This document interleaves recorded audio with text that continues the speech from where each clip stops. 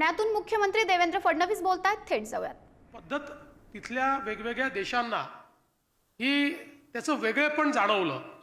कशा प्रकारे कॅमोफ्लॉज त्या ठिकाणी जो काही प्रवेशद्वार आहे ते प्रवेशद्वारच दिसत नाही आणि तिथपर्यंत पोचता पोचता कशा प्रकारे शत्रूला व्यवस्था, त्या किल्ल्यांवरची व्यवस्था, तिथे राहणाऱ्यांची व्यवस्था, या सगळ्या गोष्टी बघितल्यानंतर सगळ्यांनी आश्चर्य व्यक्त केलं आणि एकमताने हा निर्णय घेतला की हे किल्ले खरोखर जागतिक वारसा स्थळ आहेत आणि म्हणून त्याला काल त्यांनी मान्यता दिली.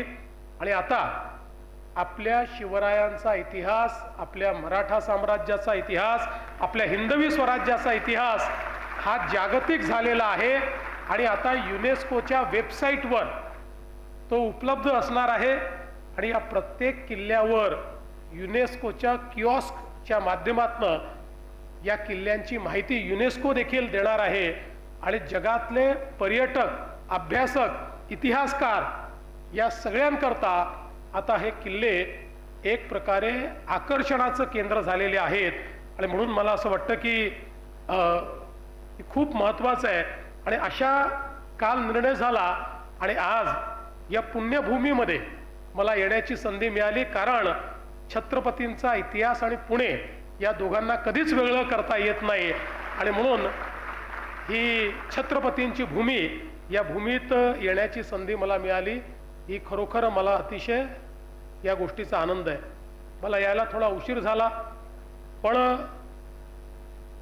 नागरी उड्डयन मंत्र्यांच्या कार्यक्रमाला जायचं तर काहीतरी त्यांच्या विभागाचं काम करून गेलं पाहिजे.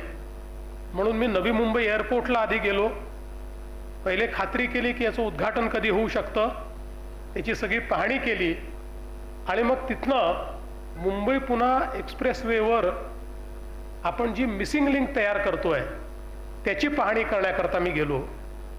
मला सांगताना आनंद वाटतो की या मिसिंग लिंकचा फायदा पुणेकरांना काय आहे.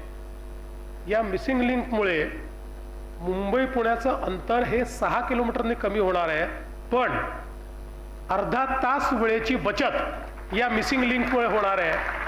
कारण आताही येताना एक छोटासा ॲक्सिडेंट झाला तर पूर्ण त्या ठिकाणी ट्रॅफिक जाम हा झालेला मला पाहायला मिळाला.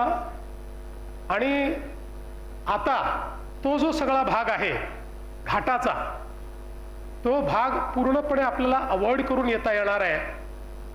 आणि ही जी मिसिंग लिंक आहे, स्थापत्यशास्त्राचा हा देखील एक अद्वितीय अशा प्रकारचा नमुना आहे. कारण देशातला सगळ्यात लांब बोगदा 9 किलोमीटरचा हा या मिसिंग लिंकवर तयार करण्यात आलाय. देशातला नव्हे तर जगातला सगळ्यात रुंद बोगदा, जगातला 23 मीटरचा, हा देखील या मिसिंग लिंकवर तयार करण्यात आलेला आहे.